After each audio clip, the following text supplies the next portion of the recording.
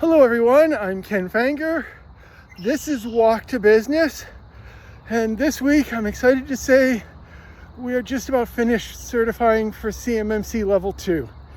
And let me tell you, that was an experience. Our assessor was good, but very strict. He made us justify everything, which I feel in the long run will be better because we'll know how hard it is to do things. But boy, was it exhausting. It was an entire week of a lot of challenges to everything we did and a lot of proof that we do it. We still have to prove our on-site physical security, which will be next week, but I have confidence my team has done a phenomenal job on all of it. So this time next week, we should have passed our certification, and we are excited about that, and we know what an achievement it is. So, and this week I also wanted to talk about that concept of achievement. I have 15 more weeks where I'm going to run, and then I'm going to move to something different. I'll have achieved my goal. I can't say I became loving of running. I was told if I ran, I would love running. I don't think I can say that.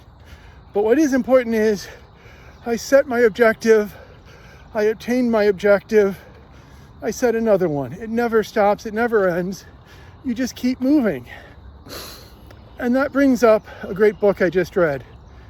It's called The Archetype Effect, and it is a book about how to work and motivate and engage your employees. And it's been absolutely wonderful. One of the things that I really enjoyed about the book was the author does not say you're born and you're stuck. I hear this with DISC, I hear this with Myers-Briggs, I hear this with a lot of these assessments. Oh, that's just how you are. That's just who you are. And yet I feel humans change over time. I become more liberal, less liberal, more conservative, less conservative. I become more aggressive, I become less aggressive. Those things happen across our life for a lot of reasons. And he talks about how you can change, how you can become a different archetype. You can be different in how you value things and what you see and how you do things. And this brought up Tracy's comments about inspiration. And I find it now really insightful that you need to be asking, what is it that your employees are inspired by? And it was funny because the one thing I disagreed with the author was purpose doesn't matter. I think purpose is the only thing that matters. The question is it your company's purpose or the person's purpose?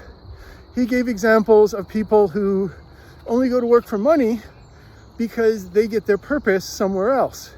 And that's true, but they still have purpose. It's not like it doesn't matter. It just happens to be that it's not necessarily aligned with what you want, but that doesn't mean they won't do a good job. Because if you understand what their purpose is, if it's helping their family, if it's getting a new house, whatever that purpose is, if the business aligns to it, they're going to be more motivated to do what you need. If the business is in the way of it, they are going to have a harder time doing what needs to be done.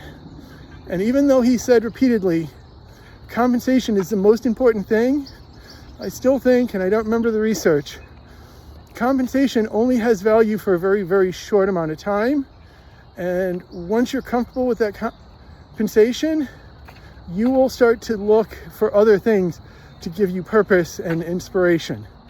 So while you're doing these things, always remember the most important thing is why. Why do they do it? Why do they want to be there? Why do you do it? Why do you want to be there? If you can match those whys up, you'll have successful teams. I am Ken Fanger. This is Walk to Business. I will see you next week. Thank you.